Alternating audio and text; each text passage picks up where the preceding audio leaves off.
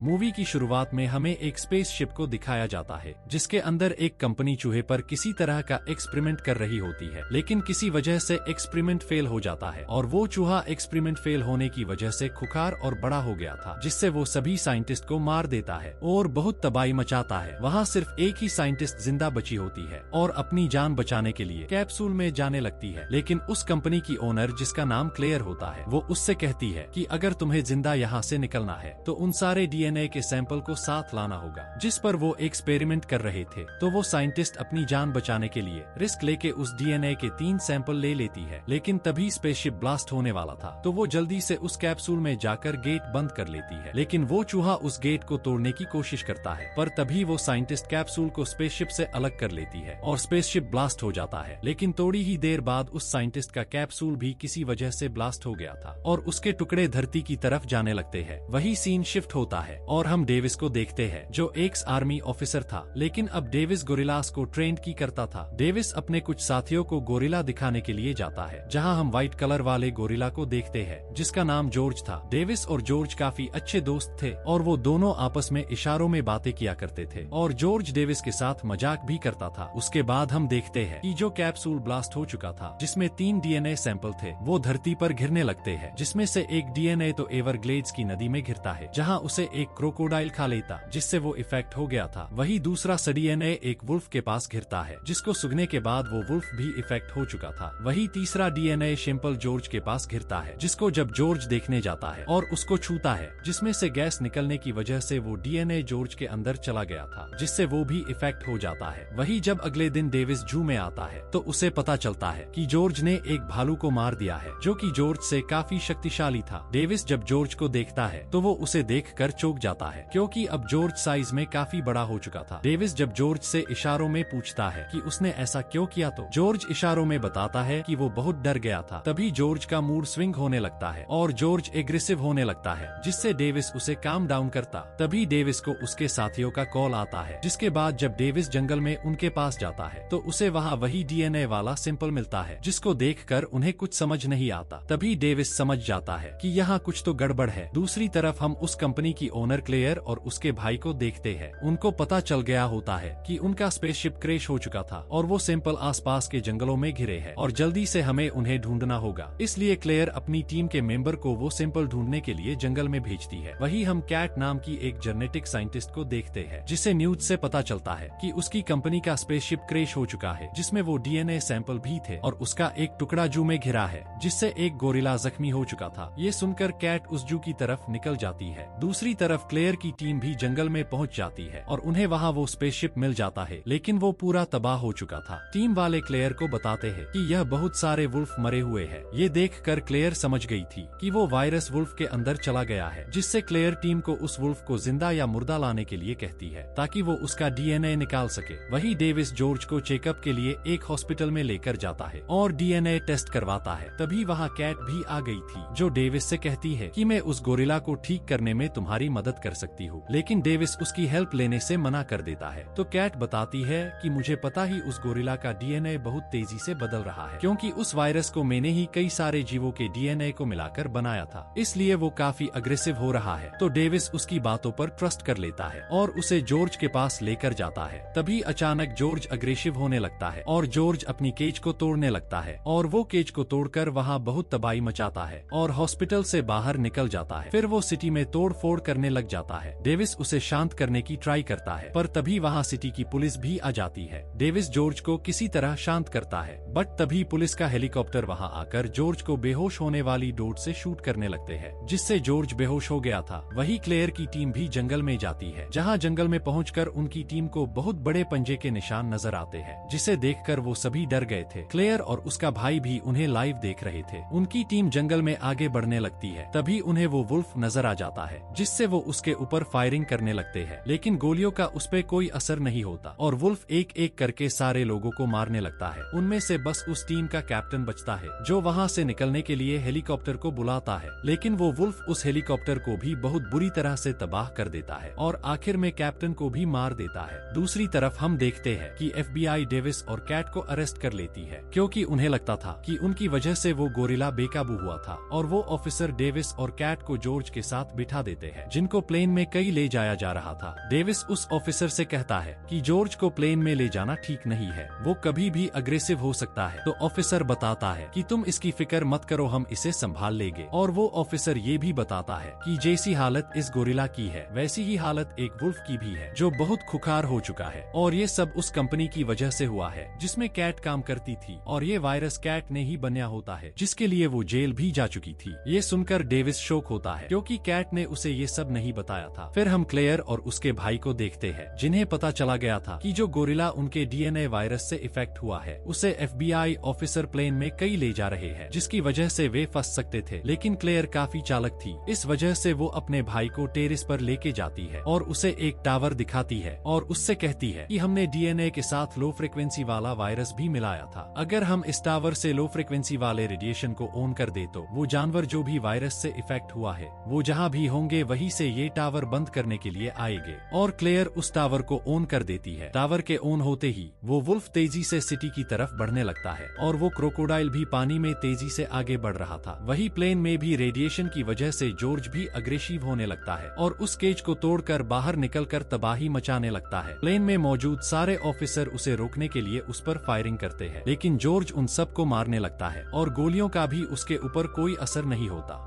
और फायरिंग की वजह से प्लेन में रखा बॉम्ब ब्लास्ट हो जाता है जिससे प्लेन क्रैश होने वाला था। गोरिल्ला ने प्लेन में सब कुछ तबाह करके सबको मार दिया था। वहाँ बस कैट व डेविस और वो ऑफिसर ही जिंदा बचे थे। डेविस किसी तरह कैट को पैराशूट की मदद से प्लेन से बाहर भेज देता है और खुद उस ऑफिसर को लेके प्लेन से बाहर निकल जाता है और पैराशूट की मदद से अपनी जान बचा लेते हैं और वो प्लेन भी क्रैश हो जाता है। वो तीनों जब प्लेन के वहाँ जाकर देखते हैं तो वहाँ से वो गोरिल्ला भाग चुका था, जिसके बाद वो FBI ऑफिसर मिलिट्री से कांटेक्ट करने की ट्राई करता है। उधर डेविस काफी उदास होता है क्योंकि उसे गोरिल्ला की फिक्र हो रही थी और डेविस कैट से भी काफी गुस्सा होता है और कैट से कहता है ये सब तुम्हारी वजह से हुआ है, अगर तुम वो डीएनए वायरस नहीं बनाती तो ये सब नहीं होता। तो कैट बताती है कि मैंने ये सब मेरे भाई को बचाने के लिए किया था, अगर मैं ये सब नहीं करती तो मेरी कंपनी की बॉस क्लेयर मेरे भाई को मार डालती। डेविस कैट को बताता है कि मैं जॉर्ज को शिकारियों से बचा कर लाया था क्योंकि शिकारियों ने उसकी माँ को मार डाला था, इसलिए जॉर्ज मुझे पसंद करता है। कैट उसे बताती है कि हम जॉर्ज को ठीक कर सकते हैं क्योंकि मैंने जब ये डीएनए वायरस बनाया था तब उसका एंटीडोट भी बना था जो क्लेयर के ऑफिस में है, इसलिए हमें वहाँ जाना होगा। तो डेविस भी वहाँ जाने के लिए मान जाता है। उधर क्लेयर के ऑफिस में FBI वाले पहुँच जाते हैं, जिसको देखकर क्लेयर और उसका भाई डर जाते हैं और वो ऑफिसर उस लैब की जांच करने लगते हैं, लेकिन उन्हें वहाँ कुछ भी नहीं मिलता। उधर डेविस और कैट को FBI वाले अपने बेस पर लेकर जाते हैं, जहाँ जाकर उन्हें पता चलता है कि गोरिल्ला और वुल्फ दोनों एक साथ सिटी की तरफ बढ़ रहे होते हैं। तो कर्नल इनसे पूछता है कि ये सिटी की तरफ क्यों जा रहे हैं। तो कैट उन्हें बताती है कि वो जा नहीं रहे, उन्हें बुलाया गया है। क्लेयर उन्हें सिग्नल देकर बुला रही है और ये जानवर उन्हें रोकना चाहते हैं। डेविस कर्नल से एक मौका मांगता ताकि वो उस कंपनी से एंटीडोट लाकर उन्हें सही कर सके,